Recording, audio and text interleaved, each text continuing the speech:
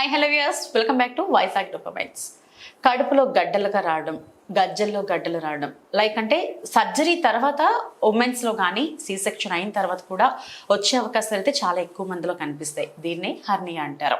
ఇది ఎప్పుడు వస్తుంది, ఎలాంటి సందర్భాల్లో వస్తుంది, ఎప్పుడు మనం డాక్టర్ గారిని ఇమీడియట్గా సంప్రదించాలి, ఇలాంటి విషయాన్ని మనతో చర్చించడానికి మన దగ్గర ఉన్నారు సీనియర్ కన్సల్టెంట్ డాక్టర్ సత్యకుమార్ గారు, MGM 7 hills hospital advanced laparoscopic surgeon మరియు హెర్నియా సర్జన్. ఆయనతో మాట్లాడి క్లియర్గా అడిగి తెలుసుకుందాం. సార్ నమస్తే. నమస్తే సార్ ఎలా ఉన్నారు? మీరు ఎలా ఉన్నారు? Fine sir.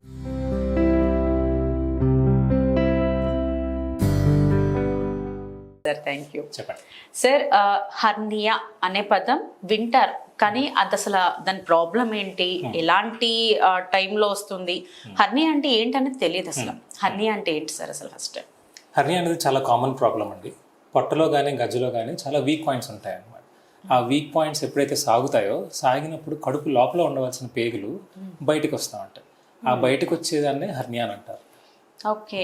సో అంటే ఇది ఎలాంటి ప్లేసెస్లో వస్తుంది, ఎప్పుడు వస్తుంది ఇది అసలు? ఇది రెండు రకాలుగా ఉంటుందండి. ఒకటి ప్రైమరీ అంటాము, ఇంకొకటి ఇన్సిషనల్ అంటాం. ప్రైమరీ అంటే ఎటువంటి సర్జరీ అవ్వకముందే కడుపులో ఉన్న వీక్ పాయింట్స్ నుంచి పేగులు బయటకు రావడం అనేది ప్రైమరీ హర్నియా. కామన్గా బొడ్డు చుట్టూ కానీ, లేకపోతే పైన కడుపు పై భాగంలో కానీ, కడుపు కింద భాగంలో కానీ, పక్కలో కానీ వస్తూ ఉంటాయి. గజ్జల్లోనైతే రెండు పక్కల రావచ్చు. మేల్స్లో కామన్గా ఉంటుంది, ఫీమేల్స్ కన్నా. ఫీమేల్స్ కన్నా. ఓకే. అయితే డాక్టర్ అంటే ఇది బాడీలో స్టమక్ అండ్ ఇంకా గజ్జల్లో అయితే ఏర్పడే అవకాశాలు ఎక్కువ ఉంటాయి. అంటే ఇది మీరు చెప్పినట్టు ఇప్పుడు ప్రైమరీ అంటున్నారు కదా, అంటే ఇది సర్జరీ అవ్వకుండానే, సర్జరీ అయితేనే రావాలని ఏం లేదు, సర్జరీ అవ్వకపోయినా కూడా ఇది వస్తుంది. ఓకే. ఇంకా బాడీలో ఈ రెండు ప్లేసెస్ కాకుండా ఇంకెక్కడైనా వచ్చే ఇంకో కామన్ రీజన్ ఏంటి అని అంటే సర్జరీ తర్వాత కడుపు కోసి లోపలికి వెళ్ళినప్పుడు మళ్ళీ కుట్లు వేస్తారు కదా, వేసినప్పుడు చాలా కారణాల వల్ల పేషెంట్స్కి ఇన్ఫెక్షన్ వచ్చినా, లేకపోతే బాగా లావుగా ఉంటున్నా, లేకపోతే సర్జరీ తర్వాత వెంటనే ఎక్కువ పనులు చేస్తున్నా ఆ వీక్నెస్ అనేది డెవలప్ అవుతుంది. ఆ డెవలప్ అయిన దగ్గర నుంచి చిన్న చిన్న గ్యాప్స్ నుంచి పేగులు బయటకు వస్తూ ఉంటాయి. సో దీన్ని ఇన్సిషనల్ హర్నియా అని అంటారు. మరి ఇది స్టార్టింగ్ లోనే ఎలా డయాగ్నోస్ చేయాలి డాక్టర్ అసలు? ఇది అంటే ఇప్పుడు మనకి ఇది హర్నియా ఫామ్ అవుతుందని ఒక పర్సన్ కి ఎలా తెలుస్తుంది అసలు? ప్రైమరీ కానీ ఇన్సిషనల్ కానీ రెండు కూడా కామన్గా ఎలా స్టార్ట్ అవుతుంది అని అంటే చిన్న వాపులాగా స్టార్ట్ అవుతుంది. పొట్ట మీద కానీ గజ్జలో కానీ చిన్న వాపులాగా స్టార్ట్ అవుతుంది అన్నమాట. ఆ స్టార్ట్ అయిన వాపు క్రమేపా అలా అలా అలా పెరుగుతూ ఉంటుంది. అది ఇనీషియల్ స్టేజెస్లోని బయటకు వచ్చి లోపలికి వెళ్ళిపోవటం అనేది తెలుస్తూ ఉంటుంది. పేషెంట్లు చాలా మంది చెప్తా ఉంటారు, వాపులాగా వచ్చింది డాక్టర్ గారు, నొక్కితే లోపలికి వెళ్ళిపోతుంది, కానీ ఈ మధ్య నుంచి బయట అలా ఉండిపోయింది అనేది చెప్తా ఉంటారు అనమాట. సో పెయిన్ అంటే వాపుతో పాటు నొప్పి రావటం కానీ, ఆ బయటకు వచ్చిన పేగు మళ్ళీ లోపలికి వెళ్ళకపోవటం కానీ, ఇలాంటి స్టేజెస్లో వస్తున్నప్పుడు అది కాంప్లికేట్ అవుతుంది అని మనకు అర్థం అనమాట. కామన్గా ఎప్పుడైతే నొప్పి వస్తుందో అప్పుడే చాలా మంది పేషెంట్స్ మన దగ్గరికి వస్తారు. అవును, నొప్పి రాకముందు లైట్లే అనుకుంటారు, వాపులాగా వదిలేస్తారు. ఓకే. అంటే ఇప్పుడు ఇది మనకి సిమ్టమ్ రాగానంటే ఇది ఫస్ట్ హర్నియా ప్రాణాంతకరం అయ్యే ఛాన్సెస్ ఉంటుందండి ఇది? చాలా మంది నాకేదో బరువు పెరుగుతున్నాను, కొవ్వు పెరుగుతున్నాను అని అనుకుంటారు, కానీ ఈ వాపు పెరిగినప్పుడు అది లోపలికి వెళ్ళిపోతున్నప్పుడు అప్పుడు కూడా చాలా మంది నెగ్లెక్ట్ చేస్తారు, రికగ్నైజ్ చేయరు. ఎప్పుడైతే ఈ వాపు బయటకు వచ్చి ఇరుక్కుపోతుందో దాని అర్థం ఏంటి అని అంటే లోపల ఉన్న పేగులు బయటకు వచ్చి ఇరుక్కుపోయిన పేగులు ఏమవుతాయనంటే ట్విస్ట్ అవ్వటం మొదలవుతూ ఉంటాయి. ట్విస్ట్ అవ్వటం ఎప్పుడైతే మొదలవుతుందో అది కుళ్ళిపోవటం కానీ, వాంతులు అవటం కానీ, కడుపు పొంగటం కానీ, అది చివరి మెల్లగా ప్రాణాంతకంగా మారిపోతుంది. ఓకే. సో అయితే ఎవరికైనా స్టమక్లో ఏదైనా సర్జరీస్ అయిన తర్వాత ఇంకొంచెం ఎక్కువ కేర్ఫుల్గా ఉండాలి. అబ్సల్యూట్లీ అండి. ఓకే. అంటే ఇది మెడిసిన్స్తో క్యూర్ అయ్యే ఛాన్సెస్ ఉంటుందా అంటే? లేదండి, ఇది హర్నియా అన్న జబ్బు ఖచ్చితంగా సర్జరీ ద్వారానే క్లియర్ అవుతుంటుంది. సర్జరీ తప్ప ఇంకొక ఆప్షన్ లేదు. అంటే బాగా చిన్న వయసులో కానీ, లేకపోతే బాగా వయసు ఎక్కువ ఉన్నా, అంటే ఎప్పుడైతే సర్జరీని తట్టుకోలేరు అనుకున్నప్పుడే దానికి వేరే ఆల్టర్నేటివ్స్ ఏమైనా మనం ట్రై చేస్తాం, కానీ primarily the only solution for hernia is surgery. Doctor గారు అయితే ఇక్కడ ఇది ఏ ఏజ్ గ్రూప్ వాళ్ళకి, అంటే పర్టికులర్గా ఈ ఏజ్ని మనం చేయొచ్చు అన్నది ఏమైనా ఉంటుందా, లేకపోతే ఎలా ఉంటుంది అసలు? ఏజ్ గ్రూప్ వాళ్ళకి ఎక్కువ వస్తుంది ఇది? ఫ్రాంక్గా చెప్పాలి అంటే ప్రతి ఏజ్ గ్రూప్లోని ఎవరికైనా ఇలా గజ్జలో కానీ పొట్ట మీద కానీ వాపులు వచ్చి తగ్గుతున్నాయని అంటే అది హర్నియా కింద తీసుకోవాలి. ఈ ఏజ్ గ్రూప్లో బాగా కామన్, ఈ ఏజ్ గ్రూప్లో తక్కువ అని లేదు, చెప్పడానికి లేదు. అంటే చిన్నపిల్లల్లో కూడా వచ్చే అవకాశాలు ఉన్నాయండి. పుట్టినప్పటి నుంచి 60-70 ఏజెస్ వరకు కూడా ఎప్పుడైనా సరే ఇలాంటి సిమ్టమ్స్ ఎక్కువ అవుతున్నాయి అని అన్నప్పుడు ఖచ్చితంగా అది హెర్నియా కింద ఇవాల్యుయేట్ చేసుకోవాలి. సో వాపు లేదంటే గడ్డలు వచ్చినప్పుడు మనకి కంపల్సరీగా మన హెర్నియా కింద దాన్ని చూసుకోవాలి. డాక్టర్ గారు, ఇప్పుడు ఎవరైనా ఒక పేషెంట్ మీ దగ్గరకు వస్తే వాళ్ళకి ఇది హెర్నియా అని మీరు ఎలా డిసైడ్ చేస్తారు, ఎలా డయాగ్నోస్ చేస్తారు అసలు? దానికి అంటే సపరేట్గా దానికి ఏమైనా స్కానింగ్స్ లాంటివి ఏమైనా ఉంటాయా? వాళ్ళు వచ్చిన స్టేజ్ బట్టి డిపెండ్ అయి ఉంటుంది. వాళ్ళు ఇనీషియల్ స్టేజ్లోనే వచ్చారు అని అంటే క్లినికల్గా చూసి మనం చెప్పేయచ్చు ఇది హెర్నియా అని. పేగు బయటకు వచ్చి లోపలికి వెళ్ళడం అనేది క్లియర్గా తెలిసినప్పుడు అది హెర్నియా అని చూసి చెప్పేయచ్చు. కొన్ని స్టేజ్లో అంటే ఎప్పుడైతే అది కాంప్లికేట్ అయిందో అప్పుడు ఖచ్చితంగా మనం చాలా టెస్టులు చేసుకుని అది ఏ స్టేజ్లో ఉన్నది, ఎంత కాంప్లికేట్ అయిందని తెలుసుకోవడానికి ఫర్దర్గా టెస్టులు చేయాల్సి వస్తుంది. టు స్టార్ట్ విత్ ఇనీషియల్గా అల్ట్రాసౌండ్తో స్టార్ట్ చేస్తాము. కొన్నిసార్లు సైజు పెద్దది ఉన్నా, కాంప్లికేషన్స్ ఎక్కువ ఉన్నా సిటీ స్కాన్ కూడా చేయాల్సి వస్తుంది. అయితే డాక్టర్ గారు, ఇప్పుడు మీరు చెప్తున్నారు కదా, ఇప్పుడు హెర్నియాకి మస్ట్ అండ్ షుడ్గా మెడిసిన్స్తో క్యూర్ అయ్యే ఛాన్సెస్ అయితే లేదు, కంపల్సరీగా మన సర్జరీకి వెళ్ళాల్సిందని. అంటే ఇది ఏ విధంగా సర్జరీ ఉంటుంది? ఓపెన్ సర్జరీ ఉంటుందా, లేదంటే ఇప్పుడు కొత్తగా అడ్వాన్స్డ్ ట్రీట్మెంట్స్ వచ్చాయి, కీ హోల్, లాప్రోస్కోపిక్, ఎలాంటి టైప్ ఆఫ్ సర్జరీస్ ఉంటాయి దీనికి open surgery, laparoscopic surgery and robotic surgery ఏదైనా చేసుకోవచ్చు. రోబోటిక్ సర్జరీ కూడా చేసుకోవచ్చు. కానీ ఖచ్చితంగా ఈ పేషెంట్కి ఈ పర్టికులర్ సర్జరీనే అన్నది కరెక్ట్ కాదు. ఒక పేషెంట్ బట్టి వాళ్ళు అనస్థీషియా ఎలా తట్టుకోగలరు, ఏ టైప్ ఆఫ్ అనస్థీషియా వేస్తే వాళ్ళకి బెటర్గా ఉంటుంది అన్న దాని మీద డిపెండ్ అయి ఉంటుంది అనమాట. ఓపెన్ సర్జరీ మంచిదే, లాప్రోస్కోపిక్ సర్జరీ మంచిదే. తేడా ఏంటి అని అంటే ఓపెన్ సర్జరీలోనే కొంచెం పుండు లెంత్ ఎక్కువ ఉంటుంది, దానివల్ల రికవరీ కొంచెం స్లో ఉంటుంది when compare to laparoscopy are robotic. Robotic కానీ లాప్రోస్కోపీలో కానీ ఏమవుతుందంటే చిన్న కన్నాలతో కడుపు లోపలికి వెళ్ళి మిగతా డిఫెక్ట్స్ అన్నీ మనం క్లోజ్ చేస్తాం కాబట్టి పెయిన్ తక్కువ ఉంటుంది, రికవరీ ఫాస్ట్గా ఉంటుంది. అలా అని ఓపెన్ సర్జరీ మంచిది కాదని కాదు, పేషెంట్ బట్టి త్వరగా రికవరీ అయ్యే ఛాన్సెస్ ఇందులో ఉంటాయి, లాప్రోస్కోపీలో ఉంటుంది. ఓకే. అయితే డాక్టర్ గారు, ఇప్పుడు ఏంటంటే చాలా మందికి ఉన్న కామన్ డౌట్, ఎప్పుడైనా ఒకసారి ఒక పర్సన్ హెర్నియాతో డయాగ్నోస్ అయ్యారు, సో వాళ్ళకి సర్జరీ కూడా అయ్యింది, మళ్ళీ లైఫ్లో రెండోసారి వచ్చే అవకాశం ఉంటుంది అంటారా? ఖచ్చితంగా ఉంటుందండి. యాజ్ అ హెర్నియా స్పెషలిస్ట్ ఇలాంటి పేషెంట్స్ని నేను ఎక్కువ డీల్ చేస్తూ ఉంటాను.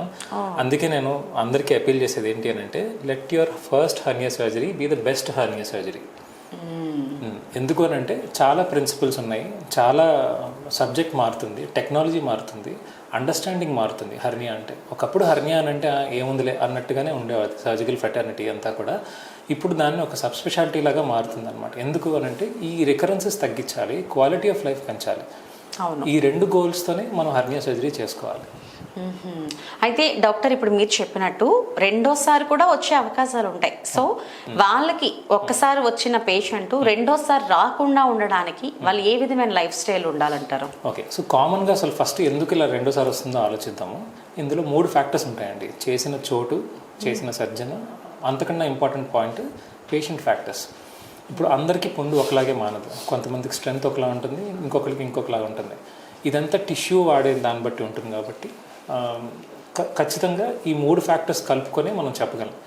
అన్నిట్లో మనం బెస్ట్ ఇవ్వగలిగితే మళ్ళీ వచ్చే అవకాశాలు చాలా తక్కువ ఉంటాయి. అంటే ఇప్పుడు ఇలాంటి స్పెషలైజ్డ్ హెర్నియా సెంటర్స్ కానీ స్పెషలైజ్డ్ హెర్నియా సర్జన్స్తో కానీ చేయించుకున్నప్పుడు ఆ 2 ఫ్యాక్టర్స్ కవర్ అయిపోతాయి. 3వ ఫ్యాక్టర్ ఏదైతే పేషెంట్ ఫ్యాక్టర్ ఉన్నారో దాని గురించి ఇప్పుడు మీరు అడిగారు.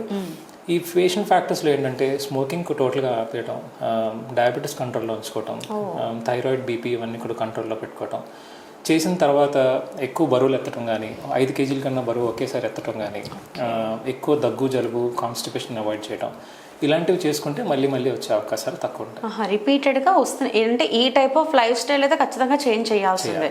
5 కేజీల కంటే ఎక్కువ బరువులు ఎత్తడం లాంటివి అయితే చేయకూడదు. వన్స్ ఒకసారి హెర్నియా పేషెంట్ అంటే ఇనిషియల్ 3 months అండి. సార్, అయితే ఇప్పుడు సర్జరీ అంటున్నారు కదా, అది ఏ విధంగా చేస్తారు సర్జరీని? ఇందాక మనం డిస్కస్ చేసినట్టు ఓపెన్ సర్జరీ అయినా లాప్రోస్కోపీ సర్జరీ అయినా చేయొచ్చు. హెర్నియా సర్జరీలో ప్రిన్సిపల్ ఏంటి అని అంటే, ఆల్రెడీ వీక్గా ఉన్న టిష్యూని మనం కుట్లతోని స్ట్రెంథన్ చేయడం వల్ల అంత అడ్వాంటేజ్ రాదు, మళ్ళీ వీక్నెస్ వచ్చే అవకాశాలు ఉంటాయి. సో ఈ స్ట్రెంగ్త్ని పెంచడానికి ఒక జారీ లాంటిది పెడతాం అనమాట, దాన్ని మనం మెష్ అని అంటాం. సో ఈ మెష్ లోపలని ఎక్కడైతే డిఫెక్ట్ ఉందో, ఎక్కడైతే వీక్నెస్ ఉందో దాన్ని క్లోజ్ చేసేసి దానికి సపోర్ట్గా అట్లీస్ట్ ఒక 5 centimeters అన్ని విధాలుగా అన్ని చోట్ల ఒక మెష్ అనేది పెడతాం అనమాట. సో ఈ మెష్ పెట్టడం వల్ల ఏమవుతుందంటే ఆ ఏరియా కొంచెం బలపరుస్తుంది అనమాట. ఎప్పుడైతే అది బలపడుతుందో, స్ట్రెంగ్త్ పెరుగుతుందో, మళ్ళీ హెర్నియా వచ్చే అవకాశాలు చాలా తక్కువ ఉంటాయి. ఓకే. అయితే డాక్టర్ ఇది అంటే ఇప్పుడు ఒక పేషెంట్కి హర్నియా వచ్చినప్పుడు తీవ్రమైన కడుపు నొప్పి లాంటివి ఏమైనా వస్తుంటాయా? లైక్ 24 hours ఆపరేషన్ అంటారు కదా, అట్లా ఏమైనా వస్తుందంటారా? కాంప్లికేట్ అవుతుంది అనుకున్నప్పుడు ఖచ్చితంగా నొప్పి వస్తుందండి. నొప్పి కూడా చాలా సివియర్గానే ఉంటుంది. పేగు ఎప్పుడైతే ఇరుక్కుపోతుందో అప్పుడు చాలా నొప్పి వస్తుంది. నరం నొక్కుతున్నప్పుడు నొప్పి వస్తుంది. సో ఇలాంటి సిచ్యువేషన్స్లో ఖచ్చితంగా పెయిన్ అన్నది ఉంటుంది. Okay okay. అయితే డాక్టర్ గారు ఇప్పుడు మనకి లాప్రోస్కోపిక్, మీరు చెప్పారు రోబోటిక్ అండ్ ఓపెన్ సర్జరీ అన్నది అందరికీ తెలిసింది. ఇవి కాకుండా లేటెస్ట్గా వచ్చిన అడ్వాన్స్డ్ ట్రీట్మెంట్స్ ఏమైనా ఉన్నాయా ఇంకేమైనా? ఖచ్చితంగా ఉన్నాయండి. ఇందులోని యాజ్ అ హర్నియా స్పెషలిస్ట్ ఒక 1 centimeter హర్నియా నుంచి 20 centimeters హర్నియా కూడా నేను డీల్ చేస్తూ ఉంటాను. ఒక 1 centimeter to 4 centimeters వరకు ఒక గ్రూప్ అయితే, 4 to 10 ఒక గ్రూప్ అయితే, more than 10 ఇంకో గ్రూప్ ఉంటుంది. ఎందుకు ఇలా డివైడ్ చేశారు అని అంటే, ఎప్పుడైతే 20 centimeters అదే 10 centimeters కన్నా డిఫెక్ట్ కానీ వీక్నెస్ కానీ ఉంటుందో అది దగ్గరికి తీసుకురావడం చాలా కష్టం. ఆ డిఫెక్ట్ని అంటే ఏదైతే వీక్నెస్ ఉందో దాని దగ్గర తీసుకురావడం కొంచెం కష్టం. సో దీనికోసమని అడ్వాన్స్ ప్రొసీజర్స్ వచ్చాయన్నమాట. సో దీన్ని కాంపోనెంట్ సెపరేషన్ టెక్నిక్లు అంటారు, also known as abdominal wall reconstruction. So దీంతో ఏం చేస్తామంటే కడుపు స్పేస్ పెంచుతాం అనమాట. కొన్నిసార్లు బోటాక్స్ ఇంజెక్షన్ ఇస్తాము కడుపుకి, ఇచ్చి దాన్ని కొంచెం లూజ్ చేసి గ్యాప్ కండరాన్ని కొంత అటు ఇటు సెపరేట్ చేసుకొని మొత్తం అంతా క్లోజర్ తీసుకొస్తాం అన్నమాట. ఇలా చేయటం వల్ల ఏమవుతుందంటే పేషెంట్ లైఫ్ స్టైల్ బెటర్గా ఉంటుంది. వాళ్ళు సరిగ్గా దగ్గటం అయినా, తర్వాత మోషన్ పాస్ చేయాలన్నా, తుమ్మటానికైనా వీటికి ఈ కడుపు స్ట్రెంగ్త్ అనేది చాలా ఇంపార్టెంట్. 10 centimeters కన్నా పెద్దగా ఉన్న హర్నియాలు ఇలాంటివి చేయలేరు వాళ్ళు. సో అందుకు ఈ కాంపోనెంట్ సెపరేషన్ టెక్నిక్స్ అనేవి వచ్చాయి. వన్స్ ఒకసారి వాళ్ళకి ఆపరేషన్ అయిన తర్వాత నార్మల్ లైఫ్ స్టైల్ ఉంటుందా వాళ్ళకి? ఉంటుందండి. ఇనీషియల్గా మేబీ couple of weeks కొంత ఆ మెష్ ఇంటరాక్షన్ ఉంటుంది కాబట్టి లోపల పెట్టింది, దానివల్ల చిన్న హెవీనెస్ అలాంటివి ఉండొచ్చేమో, కానీ బట్ లాంగ్ టర్మ్లో అంత ప్రాబ్లమ్స్ ఏమీ ప్రాబ్లం. డాక్టర్ గారు ఎక్కువగా హర్నియా ఎక్కువ రిస్క్ అయ్యే వాళ్ళు ఎవరు ఎక్కువగా ఉంటారు? దీర్ఘకాలికంగా దగ్గుండటం కానీ, దీర్ఘకాలికంగా మలబద్ధగా ఉన్నవాళ్ళు కానీ, ప్రాస్టేట్ బాగా పెద్దదే ఉన్న వాళ్ళకి, అంటే రాత్రిపూట కూడా యూరిన్కి వెళ్ళాల్సి వచ్చిన సిచ్యువేషన్స్ ఎక్కువ ఉంటాయి కొంతమందికి, వాళ్ళకి ఆల్రెడీ కడుపుకి ఆపరేషన్ అయ్యి కడుపు బాగా వదులుగా ఉన్న వాళ్ళకి, ప్రెగ్నెన్సీ టైంలో కానీ, లేకపోతే లివర్ డిజీజ్ ఉన్నప్పుడు కానీ కామన్గా వస్తూ ఉంటాయి. వీళ్ళల్లో కొంచెం రిస్క్ ఎక్కువ ఉంటుంది. ప్రెగ్నెన్సీ లేడీస్కి కూడా? ఎస్, అవునండి. అవునా? మరి అలాంటప్పుడు ప్రెగ్నెంట్ ఉమెన్ గనక హర్నియా వస్తే వాళ్ళకి ఎలా ఉంటుంది? ప్రెగ్నెన్సీలోని కామన్గా బొడ్డు చుట్టూ హర్నియాలు వచ్చేవి ఎక్కువ ఉంటాయి. ఎందుకనంటే ఎప్పుడైతే బిడ్డ సంచి పెరుగుతూ ఉంటుందో కడుపులో ప్రెషర్ పెరుగుతూ ఉంటుంది. ఎక్కడైనా చిన్న చిన్న డిఫెక్ట్స్ ఉన్నప్పుడు అవి సాగుతూ ఉంటాయి అన్నమాట. సో ఇలాంటి సిచ్యువేషన్లోని usually first trimester, second trimester, third trimester అని 3గా డివైడ్ చేస్తాం ప్రెగ్నెన్సీలో. Unless it's an emergency usually hernia మనం ట్రీట్ చేయము. అంటే సో స్కాన్ ద్వారా అందులోని పేగుందా లేకపోతే ఫ్యాట్ చేరుందా అని చూసుకొని దాన్ని బట్టి మనం చేసుకోవాలి. డాక్టర్ గారు చివరిగా హర్నియా కోసం మీరు ఇచ్చే సందేశం ఏదైనా? మెయిన్గా చెప్పేది రెండేనండి. పొట్ట మీద వచ్చిన వాపులు కానీ, గజ్జ మీద వచ్చిన వాపులు కానీ నెగ్లెక్ట్ చేయొద్దు.